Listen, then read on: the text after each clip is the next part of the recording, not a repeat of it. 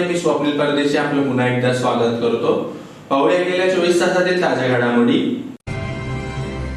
न्यायालयीन कोठडीत असलेल्या महिला आरोपीने मंगळवारी सकाळी जिल्हा कारागृहातच गळफास घेऊन केली आत्महत्या। गोवंशाची अवैधरित्या वाहतूक करणारी 2 वाहने गोरक्षकांनी वरखेडी रोडवर पकडली। भाजपतर्फे सुरू असलेल्या सभासद नोंदणी अभियानात धुळे शहरात 38,000 सभासदांची नोंद पूर्ण। हिंदू एकता आंदोलन पक्ष येणाऱ्या स्थानिक स्वराज्य संस्थांच्या निवडणुका स्वबळावर लढवणार। पोलिसांच्या भरोसा सेलच्या माध्यमातून दाखल 1067 तक्रारींपैकी 107 एवढी कुटुंबे एकत्र आणण्यात यश। आणि मुस्लिम खाटीक समाजातील व्यापाऱ्यांच्या गाडीची लूट करणाऱ्या दरोडेखोरांना अटक करून कारवाईची मागणी। आता बातमीपत्र विस्ताराने। सेक्सटॉर्शन प्रकरणी न्यायालयीन कोठडीत असलेल्या मुख्य महिला आरोपीने मंगळवारी सकाळी जिल्हा कारागृहातच गळफास घेऊन आत्महत्या केल्याची घटना घडल्यामुळे एकच खळबळ उडाली आहे। सेक्सटॉर्शन प्रकरणी न्यायालयीन कोठडीत असलेल्या मुख्य महिला आरोपीने मंगळवारी सकाळी धुळे जिल्हा कारागृहातच गळफास घेऊन आत्महत्या केल्याची घटना घडल्यामुळे एकच खळबळ उडाली आहे। याबाबत अधिक माहिती अशी की नंदुरबार येथील शिक्षकाशी ऑनलाईन मैत्री करून व त्याला धुळ्यात बोलून त्याच्यासोबत आक्षेपार्ह व्हिडिओ काढण्यात आले। त्याद्वारे त्याला ब्लॅकमेल करत 12 लाखांची खंडणी मागण्यात आली। या घटनेनंतर शिक्षकाने पोलिसात धाव घेतल्याने तरुणी व एक महिलेसह 5 जणांविरोधात गुन्हा दाखल करण्यात आला। यातील मुख्य आरोपी चंद्रमा संजय बैरागी वय 20 राहणार कुंडाणे वरखेडी तालुका धुळे या महिलेला न्यायालयीन कोठडी सुनावली होती। त्यामुळे सदर महिला जिल्हा कारागृहात होती। मात्र मंगळवारी सकाळी 11 वाजेच्या सुमारास चंद्रमा बैरागीने कारागृहातच ओढणीच्या साहाय्याने गळफास घेत आत्महत्या केली। सदर घटना लक्षात येताच कारागृह प्रशासनाने ही माहिती पोलिसांना व संबंधित यंत्रणेला दिली। त्यानंतर पंचनाम्याची प्रक्रिया सुरू झाली। जिल्हाधिकारी, न्यायाधीश, शहर DYSP, शहर पोलीस ठाण्याचे PI यांच्या समक्ष पंचनामा करण्यात आला। दरम्यान गत 3 ऑक्टोबर 2022 रोजी कारागृहात एका वृद्ध बंदिवानाने अशाच पद्धतीने आत्महत्या केली होती। जामसिंग जसमल पावरा राहणार सांजेपाडा असे आरोपीचे नाव होते। वन जमिनीवर गांजाची लागवड केल्याप्रकरणी तो कारागृहात होता। पहाटेच्या सुमारास त्याने गळफास घेत आत्महत्या केली होती। त्यानंतर आता आत्महत्येची ही दुसरी घटना घडली आहे। यामुळे खळबळ उडाली आहे। मी कोशिश करत होती ना बाहेर तिला सोडायला, मी सर्व करत होती तिच्यासाठी। मी काल पण आली, वकिलांनी मला तिथे काय रिपोर्ट आला नाही, या बरगड पाटील रिपोर्ट दिला नाही, तिचा आला, तिला धमकावलं। त्या दिवशी कॅमेरे चेक करा तुम्ही, त्या दिवशी म्हणे तुझं जेवण करणार नाही, मी आली होती रिपोर्ट देणार नाही तुला। आणि मागचे जेवढे गुन्हे म्हणे दुसऱ्या पोरगीचे ते पण तुझ्यावर टाकतो म्हणे मी म्हणे। जे सर्व गुन्हे म्हणे सर्व मागचे जेवढी ती दुसरी पोरगी केलेले ते मी तुझ्या नावावर टाकतो म्हणे मी म्हणे। माझ्याकडे तुझे व्हिडिओ आहे, मग ते व्हिडिओ मी मागत होती, ती व्हिडिओ दिलेली ना मला प्रकाश पाटीलने। आता त्याला मला व्हिडिओ द्या मला, तेव्हा मी तुझ्याकडनं काय करायचं ते करते म्हणा। ती पोरगीला त्यांनी मारली जेलमध्ये। ती एवढ्या जागा कोण मारतात का? खाली काहीच नाही, मारून टाकली जेलमध्ये, तिथं लटकून दिली। म्हणजे तिचा नायनाट होऊन गेला, काहीच म्हणजे तिचं काही सबूत काही नाही। कायदा म्हणजे काहीच नाही। कोणाला महिलांना सुरक्षा पाहिजे, महिला सुरक्षित कुठे आहे? कुठे जेलमध्ये सुद्धा महिला सुरक्षित नाही, तर मग आम्हाला कायदा काय कामाचा? हा न्याय कुठे आहे महिलांना? लाडकी बहीण हा मुख्यमंत्री काय करतोय? बसून काय करतोय तिथं? आणि ते लाडकी बहीणच करतोय का? मुंबई आग्रा महामार्गावर वरखेडी रोडवर अवैधरित्या गोवंशांची वाहतूक करणारी 2 वाहने गोरक्षकांनी पकडल्या आहेत। मुंबई आग्रा महामार्गावर वरखेडी रोडवर गोवंशाची अवैधरित्या वाहतूक करणारी 2 वाहने गोरक्षकांनी पकडले असून सदर वाहने देवपूर पोलीस ठाण्यात जमा करण्यात आली असून याबाबत देवपूर पोलीस ठाण्यात गुन्हा दाखल करण्यात आला आहे। मध्य प्रदेश येथील धार जिल्ह्यातून गायीभरून 7 गाड्या निघाल्या असून त्या गाड्या पळसर येथील आम्रपाली हॉटेल येथे थांबल्या असल्याची माहिती विश्व हिंदू परिषद, बजरंग दल व धुळे जिल्हा गोरक्षकांना मिळाली। त्या आधारे गोरक्षकांनी पहाटेपासूनच रस्त्यावर पाळत ठेवून सदरच्या 2 गाड्या सकाळी 8 वाजता वरखेडी रोड येथे पकडण्यात आल्या। सदरचे दोन्ही पिकअप वाहन देवपूर पोलिसात जमा करून त्यातील गायी नौकार गोशाळेत देखभालीसाठी सोडण्यात आल्या आहेत। याबाबत देवपूर पोलीस ठाण्यात गुन्हा दाखल करण्यात आला आहे। सकाळी आम्हाला गुप्त माहिती भेटली होती की मध्य प्रदेशमधून 7 पिकअपा भरून निघाल्या आहेत आणि हायवेला पोलिस असल्या कारणाने त्यांनी तिथे हॉटेलवर थांबवून ठेवलेल्या होत्या. तर त्या गाड्या निदर्शनास आल्या, माहिती भेटली, आम्ही पोलिसांना कळवलं. त्याच्यानंतर त्या गाड्या धुळे सोनगीर टोलनाकांचे दंडे तोडवून सनी पळाले. मग त्या गाड्या आम्हाला इथे वरखेडी कुसुंब फाट्याजवळ अडवण्यात यश आलं आणि त्याच्यामध्ये जवळजवळ एका गाडीमध्ये 4 आणि 4 8 अशा गायी निर्दयतेने झोपवून बांधून ठेवण्यात आलेल्या होत्या. तर त्या गाड्या पोलीस स्टेशनला उतरवल्या. पोलीस स्टेशनमधून त्यांच्यावर कारवाई झाली. त्या गाया गोशाळेमध्ये सुखरूप उतरवण्यात आल्या. भारतीय जनता पार्टीतर्फे सुरू असलेल्या सभासद नोंदणी अभियानात धुळे शहरात 38,000 सभासदांची नोंद झाली असून 73,000 सभासदांची नोंदणी पूर्ण करण्याचा संकल्प असल्याची माहिती आमदार अनुप अग्रवाल यांनी दिली. भाजप सदस्य नोंदणीची प्रक्रिया संकल्प सिद्धीकडे वाटचाल करीत आहे. शहरातून 73,000 सभासद नोंदणीचे उद्दिष्ट पूर्ण करणार असल्याची माहिती आमदार अनुप अग्रवाल यांनी दिली. धुळे शहरातील जुन्या महापालिकेसमोर महाराणा प्रताप चौकात मंगळवारी भाजप धुळे महानगर अध्यक्ष गजेंद्र रामपळकर व धुळे शहर विधानसभेचे आमदार अनुप अग्रवाल यांच्या मार्गदर्शनात तसेच युवा मोर्चा अध्यक्ष आकाश परदेशी व महिला मोर्चा अध्यक्षा वैशाली शिरसाट यांच्या नेतृत्वाखाली भाजप सदस्य नोंदणी अभियानांतर्गत कॅम्पचे आयोजन करण्यात आले होते. सभासद नोंदणी अभियानात मंगळवार अखेर धुळे शहरात 38,000 सभासदांची नोंद झाली आहे.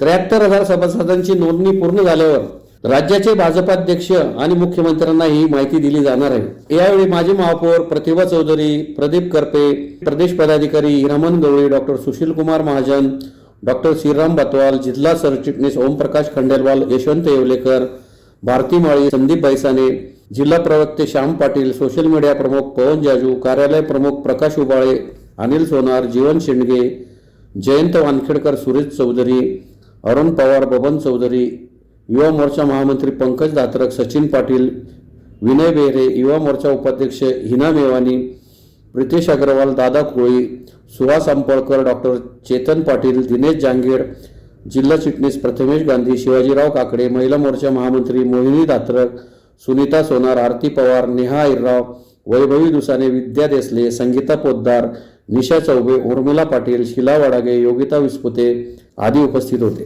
आज गेल्या 1 महिन्यापासून आपण धुळे शहरात सभासद नोंदणी राबवत आहोत. महाराष्ट्रात जवळपास 1.5 ते 2 कोटी सभासद नोंदणी आपण करणार आहोत. त्यात धुळ्याचा वाटा, धुळे शहराचा जवळपास आम्ही 70,000च्या जवळपास सभासद नोंदणी करू आणि या भारतीय जनता पार्टीला महाराष्ट्रातून जवळपास 1.5 ते 2 कोटी सभासद नोंदवून या ठिकाणी आम्ही केंद्राकडे पाठवणार आहोत. धुळे शहरात आत्तापर्यंत 38,000 सभासद नोंदणी झालेली आहे आणि येणाऱ्या 5-7 दिवसात आम्ही 7,000चा आकडा गाठून ही सभासद नोंदणी आमच्या राज्याचे अध्यक्ष आणि मुख्यमंत्री साहेबांना पाठवतो. हिंदू एकता आंदोलन पक्ष येणाऱ्या स्थानिक स्वराज्य संस्थांच्या निवडणुका स्वबळावर लढवणार असल्याची माहिती शहरातील गुलमोहर विश्रामगृह येथे झालेल्या बैठकीनंतर देण्यात आली. आगामी स्वराज्य संस्थांच्या निवडणुकांबाबत विचारविनिमय करण्यासाठी हिंदू एकता आंदोलन पक्षाच्या पदाधिकाऱ्यांची बैठक धुळे शहरातील गुलमोहर विश्रामगृह येथे मंगळवारी दुपारी संपन्न झाली. येत्या निवडणुकीत महायुतीने आम्हाला विचारात घ्यावे, अन्यथा येणाऱ्या स्थानिक स्वराज्य संस्थांच्या निवडणुका स्वबळावर लढवणार असल्याचा निर्णय बैठकीत पक्षातर्फे घेण्यात आला. या प्रसंगी राष्ट्रीय अध्यक्ष रामसिंग बावरे, प्रदेशाध्यक्ष सुदर्शन शितोळे, नाशिक अध्यक्ष राजेंद्र नेरकर, शिवाजी कापसे, धुळे जिल्हाध्यक्ष मनोज गोडके, उपजिल्हाध्यक्ष भरतसिंग राजपूत, मार्गदर्शक मधुकर गाडेकर, अजय माळी, अमोल पाटील, पुंजाराम सोनवणे, लालचंद पाटील, जितेंद्र सोनार, ईश्वर अहिरराव, पवन सोनार, गोविंदा सोनवणे, सागर जाधव, राकेश बालेराव यांच्यासह पदाधिकारी उपस्थित होते. आज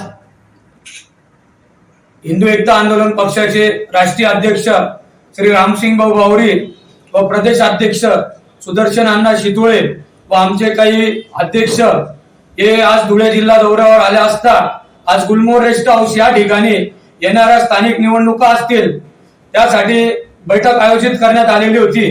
या बैठकीला हिंदू एकता आंदोलन पक्षाचे विविध पदाधिकारी आज उपस्थित होते व आज या बैठकीत भाऊंनी आम्हाला अतिशय चांगल्या प्रकारे मार्गदर्शन केले व येणाऱ्या निवडणुकीत कशा प्रकारे लढता येतील या संदर्भात आम्हाला कळवण्यात आले.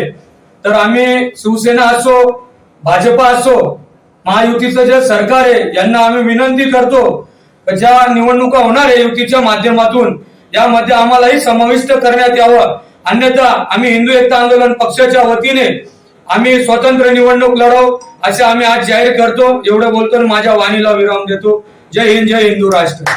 भरोसा सेलच्या माध्यमातून सन 2024 मध्ये दाखल झालेल्या 1067 तक्रारी अर्जांपैकी 607 एवढ्या अर्जदारांचे समुपदेशन करून 607 एवढी कुटुंबे एकत्र आणण्यात आल्याची माहिती भरोसा सेलच्या प्रभारी अधिकारी कल्याणी पाटील यांनी दिली. पोलिसांच्या भरोसा सेलच्या माध्यमातून योग्य समुपदेशन झाल्याने दाखल 1067 प्रकरणांपैकी 607 कुटुंबे एकत्रित आणण्यात यश आले असून ते गुन्हा गोविंद्याने नांदत आहेत अशी माहिती भरोसा सेलचे प्रभारी अधिकारी कल्याणी पाटील यांनी दिली. भरोसा सेल हे कौटुंबिक वादविवाद हे समुपदेशनातून सोडवले जावे म्हणून पोलीस विभागाने स्थापन केलेले समुपदेशन केंद्र आहे. या केंद्राकडे सन 2024 मध्ये एकूण 1067 तक्रारी अर्ज प्राप्त झाले होते. त्यात समुपदेशनाच्या माध्यमातून पती पत्नी यांच्यात समझोता घडवून एकूण 607 एवढी कुटुंब भरोसा सेलच्या माध्यमातून एकत्र आणण्यात आले आहेत. सदरचे कुटुंब हे एकत्र सुखी संसार करीत आहेत. मी PSI कल्याणी पाटील, भरोसा सेल प्रभारी अधिकारी. भरोसा सेल हे कौटुंबिक वादविवाद समुपदेशन केंद्र असून पोलीस विभागाने पती पत्नी यांचे कौटुंबिक वादविवाद सोडविण्यासाठी स्थापन केलेले समुपदेशन केंद्र आहे. सन 2024 मध्ये धुळे भरोसा सेल येथे एकूण 1067 तक्रारी अर्ज प्राप्त झाले होते. त्यात समुपदेशनाच्या माध्यमातून पती पत्नी यांच्यात समझोते घडून आणले जातात. 2024 मध्ये एकूण 607 कुटुंब भरोसा सेलच्या माध्यमातून एकत्र आणण्यात आली आहेत व सदरची कुटुंबे ही सध्या सुखी संसार करीत आहेत. सदरचे कार्य हे माननीय पोलीस अधीक्षक सो श्रीकांत दिवरे सर तसेच अप्पर पोलीस अधीक्षक सो श्री किशोर काळे सर तसेच LCB PI Shriram Pawar sir यांच्या मार्गदर्शनाखाली भरोसा सेल हे करीत असते. मुस्लिम खाटीक समाजातील व्यापाऱ्यांच्या गाडींची लूट करणाऱ्या दरोडेखोरांना अटक करून कारवाई करावी या मागणीसाठी अखिल भारतीय मुस्लिम खाटीक समाजातर्फे जिल्हाधिकारी कार्यालयासमोर निदर्शने करण्यात आली.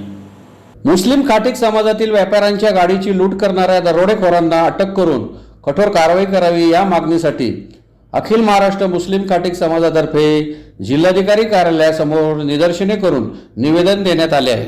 निवेदनात म्हटले आहे की आमच्या मुस्लिम खाटीक समाजातील व्यापारी वर्ग आपल्या परिवाराचा उदरनिर्वाहासाठी गावोगावी खेडेपाडे फिरून बोकडे, मेंढी इत्यादी खरेदी करून कल्याण देवनार मंडी येथे जाऊन विक्रीचा व्यवसाय करतात. परंतु काही दिवसांपासून रस्त्याने त्यांच्या चालत्या गाडीतून मागील बाजूने चढून काही दरोडेखोर बोकडे मेंढ्या रस्त्यावर फेकतात व मागून येणाऱ्या दरोडेखोरांच्या गाडीत टाकून पसार होतात. यात आमच्या समाजातील सामान्य व्यापाऱ्यांचे मोठे प्रमाणात नुकसान होत आहे.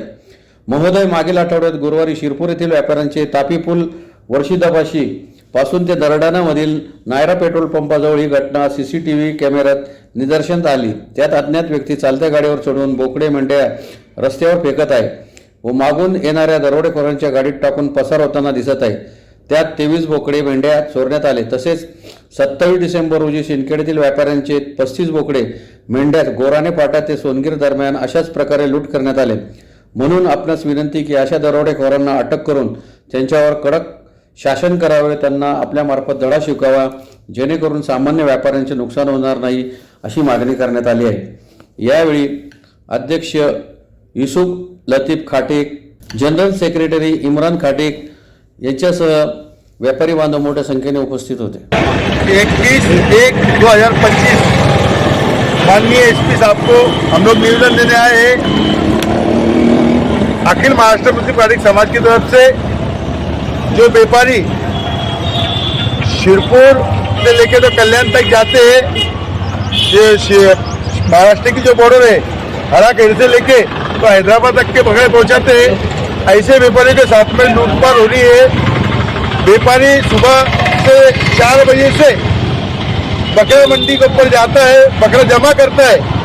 बकरा गाड़ी में भरकर निकलता है, कहीं ना कहीं उसको भूख लगती है, वो खाने को रुकता है, कहीं गाड़ी खराब हो जाती है, गाड़ी पंचर हो जाती है, अचानक आके लोग दरोड़ा डालते हैं और बकरा लूट के ले जाते हैं। अभी तो हद हो गई कि चालू गाड़ी के अंदर आगे से गाड़ी वाले को धीरे किया जाता है, आगे गाड़ी कोई स्कॉर्पियो वगैरह हमारी गाड़ी को ओवरटेक करता है, उसके बाद पीछे से कुछ लोग आते हैं, वो गाड़ी पे चढ़कर और जिंदा बकरा ऊपर से फेंक देते हैं, जिसके सीसी कैमरे के अंदर वो तमाम लोग जो चोर है उनकी गाड़ी भी सामने आई, गाड़ी को अंदर बकरा भरते हुए सामने गाड़ी दिख रही है।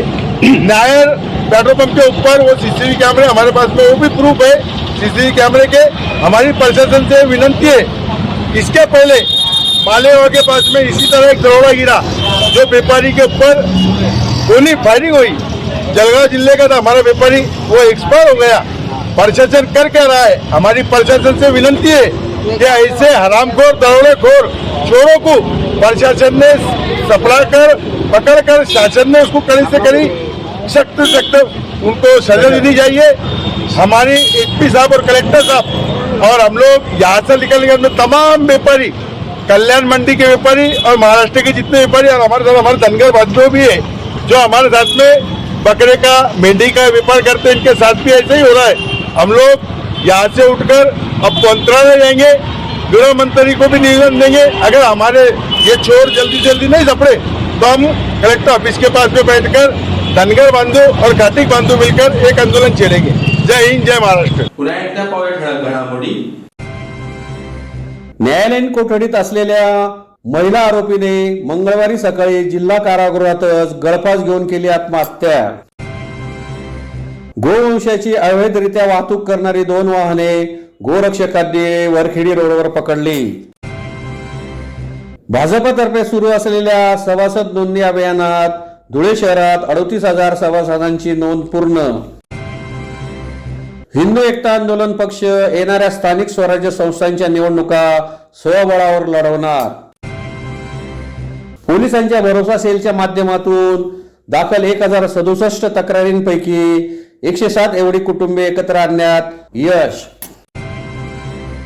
आणि मुस्लिम खाटीक समाजातील व्यापाऱ्यांच्या गाडीची लूट करणाऱ्या दरोडेखोरांना अटक करून कारवाईची मागणी। याचबरोबर श्रीराम टाइम न्यूजचे बातमीपत्र संपले। दिवसभरातील ताज्या घडामोडींसाठी पाहत राहा श्रीराम टाइम न्यूज। भेटूया पुढील प्रसारणात, तोपर्यंत नमस्कार।